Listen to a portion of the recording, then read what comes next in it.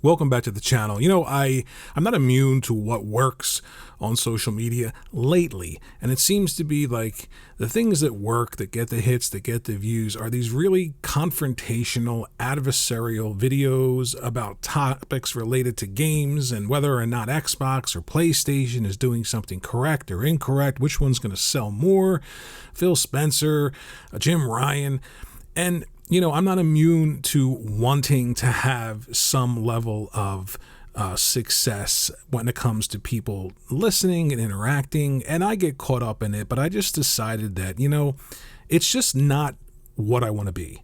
I like to talk about video games, and when games come out and I'm excited about them, or old games get updated and I'm excited about them, it's kind of difficult to talk about them because most people aren't interested in that now. However, if you just want to be appreciative of video games and, how they evolve and, what platform is doing what game and whether or not, first party is better or worse, I understand that. And of course I'll talk about it, but I want to just start fresh.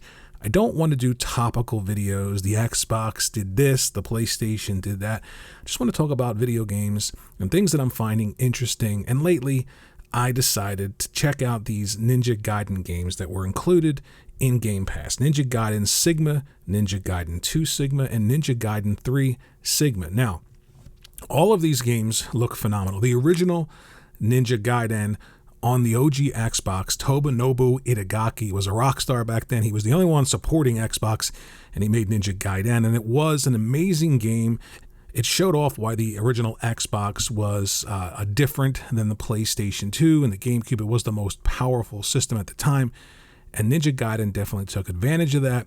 However, it was an incredibly difficult game for some people, myself included. These 3 games in Game Pass offer what's called the Hero Mode, and in the Hero Mode, your character automatically blocks and counters when your health gets really low. Essentially, it allows the games to be played by anyone. Now, you can keep the original difficulty of the game. You can play them the way that the developer intended. But with these modes, I think it's more approachable now, and I'm having a lot of fun playing through these games. This is Ninja Gaiden 3 Sigma.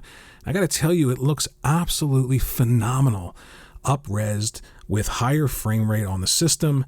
I'm having an absolute blast playing this game, and it's interesting looking back at some of the games that really pushed the original Xbox to the theoretical limits, and thinking about what I was playing at the time on the PS2 and if it measured up, let's say, graphically to this game. And there wasn't much that did back then. I can think of like God of War 2 that looked really good, but God of War 2 didn't have the texture quality and the polygon count, just the fluidity of Ninja Gaiden, but it was a really, really good game. And it's interesting to now have these games in 2022, all 3 of them in Game Pass. You can also purchase these games, and I believe you can purchase the collection on PlayStation 4 and 5 as well. I'm not sure about that, but I think that you can. But they look absolutely incredible. The third one here is the best looking one.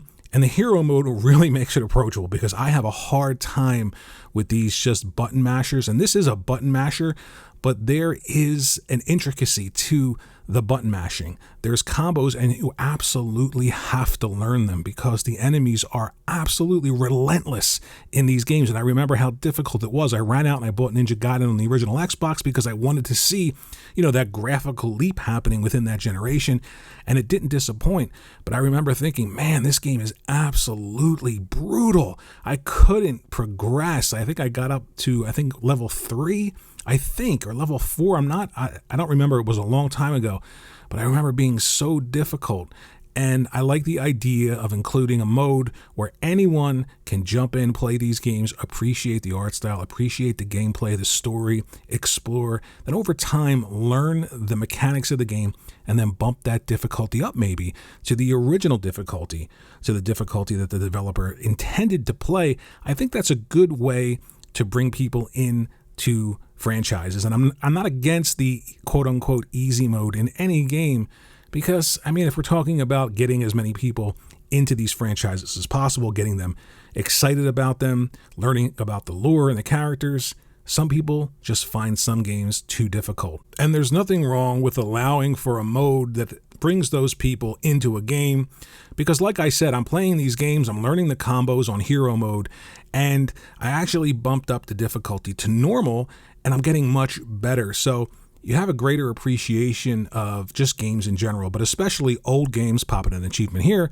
So do yourself a favor, check out these games. They look really great, and Ninja Gaiden 3 just looks phenomenal. They cleaned it up so well, and it has that action that I don't think many games still have today, that just sort of visceral, raw action.